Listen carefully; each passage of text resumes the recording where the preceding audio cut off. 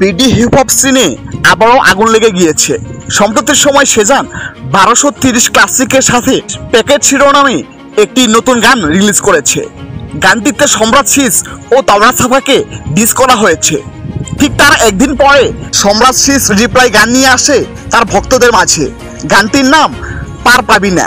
গানটিতে সে এমন উল্লেখ করেছে, গুটিবাজি কইরা লাউরা উতারবি না নিচের থেকে, মান্না মাস্টার কইল কি, পেক পাড়াইয়া লইল কি, কয়ের তেলে ঘি ঢাইলা ভিট ছুড়াইয়া নোলে ডিসব সাইড কর, আইসি ক্যামেরাম্যান ফোকাস কর।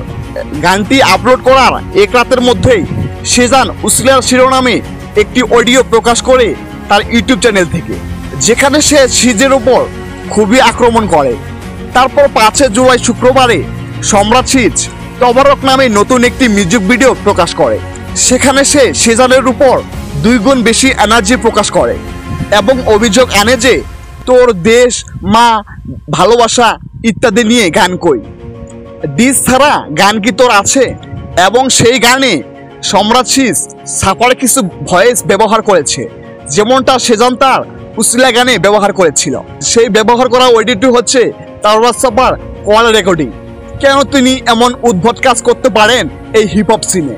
তার এমনটি করা উচিত হয়নি। তবরক গানটি রিলিজ হওয়ার পরে সেজান সম্প্রতি সময়ে ফেসবুকে একটি পোস্ট করেছে।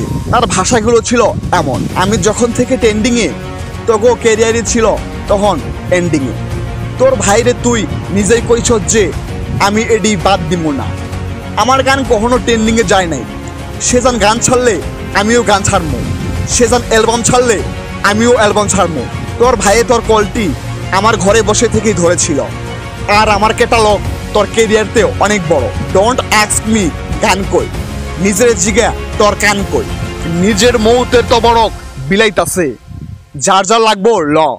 সেজান তার মনের মতো করে উত্তর দিয়েছে। আসলে সত্য কথা হইল, খোঁচা মেরে ট্রেন্ডিংয়ে তো সেজানই আগে এসেছে। মারাত্মক মাদারচোদ, বাপ মোট, কাসন্দি এসব গান সে কাদের জন্য তৈরি করেছে এটা আগে বলতে হবে তাকে।